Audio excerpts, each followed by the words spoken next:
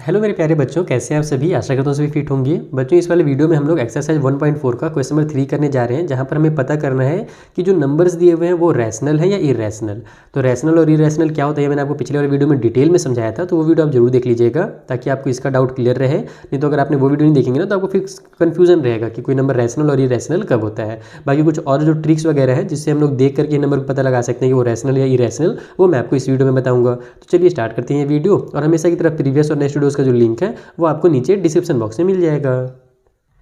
तो यहाँ पर हमने सारे नंबर्स लिख लिए हैं जो हमें दिए हुए हैं क्वेश्चन नंबर 3 में। सबसे पहले आप एक छोटी सी चीज़ समझ लीजिए कि अगर कोई भी नंबर रूट के अंदर है, ठीक है, बाकी आगे चलकर मैं इसको आपको डिटेल में सॉल्व करना भी सिखाऊंगा। क्वेश्चन नंबर 4 में हम लोग को डेसिमल एक्सप्रेशन है ना, डेसिमल में रिप्रेजेंट करने के लिए भी दिया गया है, वहाँ पर मैं आपको सिखाऊंगा कि √7 जो है वो इरेशनल क्यों है। फिलहाल आप बस इतना याद रख लो कि कभी भी हमारे पास कोई भी नंबर अगर रूट में दिया हुआ है और अगर वो हमारा परफेक्ट स्क्वायर नहीं है, परफेक्ट स्क्वायर का मतलब कि उसका कोई भी स्क्वायर वाला नंबर मतलब स्क्वायर रूट नहीं निकलता है। जैसे कि हम लोग मान लो रूट में 25 दिया रहता था तो उसको हम लोग रूट से बाहर निकालते थे ऐसे करके 5 × 5 और फिर ये हमारा पूरा पूरा 5 बन जाता था। तो 25 जो है वो एक परफेक्ट स्क्वायर है 5 का। तो अगर कोई भी नंबर परफेक्ट स्क्वायर नहीं है तो वो हमेशा अगर रूट के अंदर है तो इरेशनल ही होगा। ये आप लोग को ध्यान में रखना है। क्यों होगा ये आगे चल करके आप लोग जब सॉल्व करोगे ना रूट वाले नंबर्स को तब आपको समझ में आएगा। तो √7 जो है वो हमारा परफेक्ट स्क्वायर नहीं है, इसीलिए ये हमारा क्या होगा, एक इरेशनल नंबर होगा। ये तो समझ में आ गया। आगे बढ़े, √4 जो है वो परफेक्ट स्क्वायर है किसका, तो 2 का। अगर √4 को हम लोग सॉल्व करेंगे तो ये 2 बन करके बाहर निकलेगा और 2 जो होता है वो हमारा रैशनल नंबर होता है। रैशनल क्यों होता है पता है ना, क्योंकि वो हम लोग p/q के फॉर्म में लिख सकते हैं। जैसे ये जो 5 है, 5 के नीचे हम लोग जानते हैं कि 1 हमेशा छुपा हुआ रहता है और कोई भी नंबर अगर p/q के फॉर्म में है तो वो हमारा रैशनल होगा। और फिर वो हमारा टर्मिनेटिंग और हमारा रिपीटिंग डेसिमल वाला जो होता है वैल्यू, वो सब मैंने आपको पिछले वाले वीडियो में समझाया था कि वो क्या होता है। ठीक है, तो फिलहाल आप इतना ही समझो कि जो √4 है ये हमारा परफेक्ट स्क्वायर है, इसीलिए हमारा क्या होगा, एक रैशनल नंबर होगा। यहाँ पर आप लोग लिखिएगा रैशनल नंबर। आगे बढ़ते हैं, 2 + √3।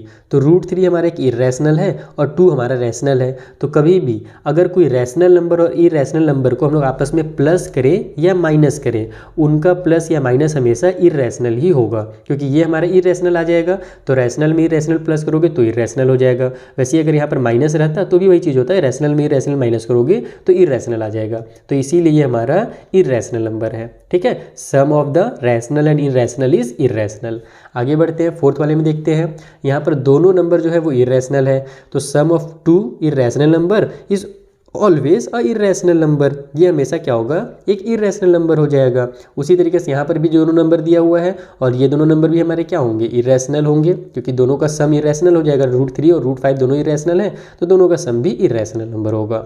यहाँ पर हमारे पास थोड़ा सा सॉल्व करने के लिए दिया हुआ है, √2 - 2 का होल स्क्वायर कर दिया है। तो हो सकता है कि ये सॉल्व करने के बाद रैशनल आ जाए, तो इसीलिए हम इसको सॉल्व करेंगे। a - b का होल स्क्वायर वाला फॉर्मूला लग रहा है, फॉर्मूला लगा देते हैं। फॉर्मूला क्या होता है, a का स्क्वायर यानी √2 का स्क्वायर, फिर प्लस b का स्क्वायर यानी कि 2 का स्क्वायर, फिर -2ab यानी 2 × √2 और इंटू में ये 2ab।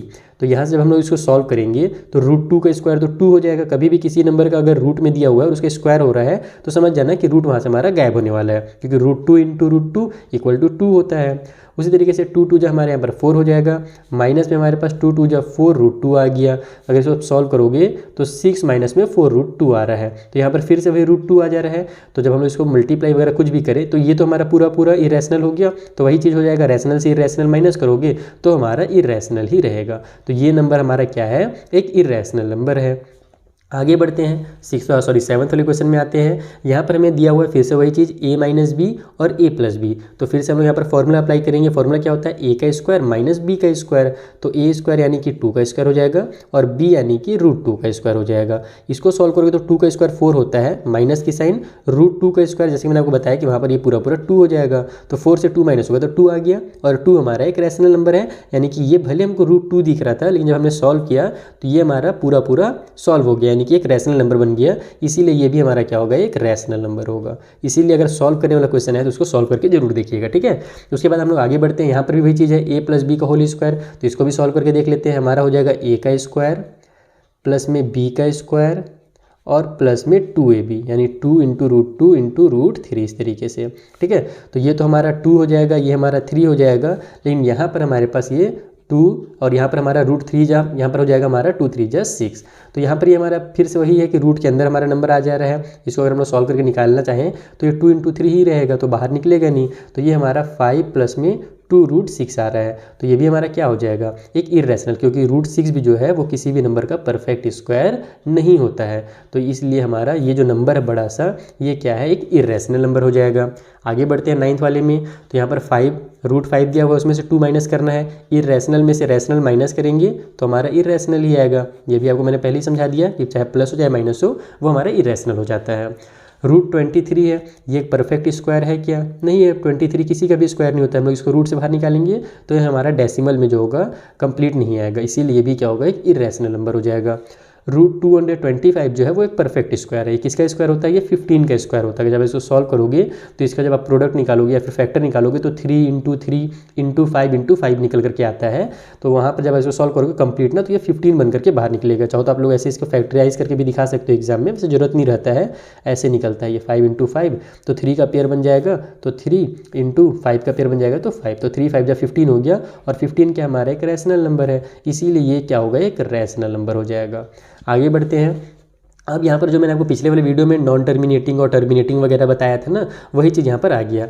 जैसे देखो ये जो नंबर है ये 0.3796 आया, और यहाँ पर ये कंप्लीट हो रहा है, डॉट डॉट नहीं दिया हुआ है। जैसे इसमें डॉट डॉट दिया, इसमें तो नहीं दिया हुआ है। इसका मतलब कि ये टर्मिनेट हो रहा है, और कोई भी ये नंबर अगर डेसिमल में टर्मिनेट होता है तो वो हमारा रैशनल नंबर होता है। ऐसा मैंने आपको डिटेल में एकदम पिछले वाले वीडियो में समझाया था।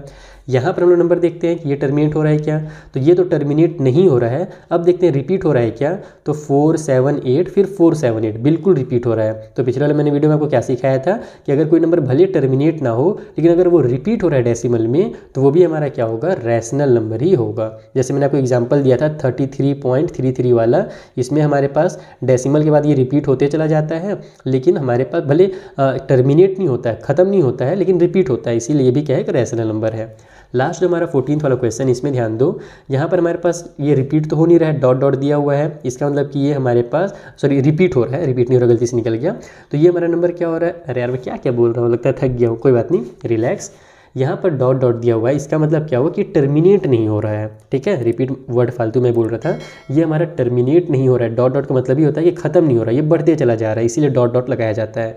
तो टर्मिनेट तो नहीं हो रहा है। अब हम लोग देखना ये है कि रिपीट हो रहा है कि नहीं हो रहा। तो रिपीट भी नहीं हो रहा। देखो पहले डेसिमल के बाद 1 0 आया, फिर 1 00 आ गया, फिर 1 000 आ गया, फिर 1 40 आ गया, फिर 1 50 आएगा, फिर 1 60 आएगा। तो ना ही ये हमारा टर्मिनेट हो रहा है और ना ही ये हमारा रिपीट हो रहा है। तो number which is not terminating and not repeating, जो नंबर रिपीट भी नहीं होता और टर्मिनेट भी नहीं होता है, उसको हम लोग इरेशनल नंबर कहते हैं। तो इस तरीके से आपको आइडेंटिफाई करना था, एग्जामाइन करना था इन नंबर्स को। आई होप आपको बहुत अच्छे से समझ में आ गया होगा। कुछ भी डाउट हो तो इंस्टाग्राम के थ्रू पूछिएगा। मिलते हैं हम लोग नेक्स्ट वीडियो में, जहाँ पर जो आगे क्वेश्चन हैं उन्हें मैं आपको इसी तरीके से डिटेल में समझा दूंगा। तब तक के लिए थैंक यू फॉर वॉचिंग।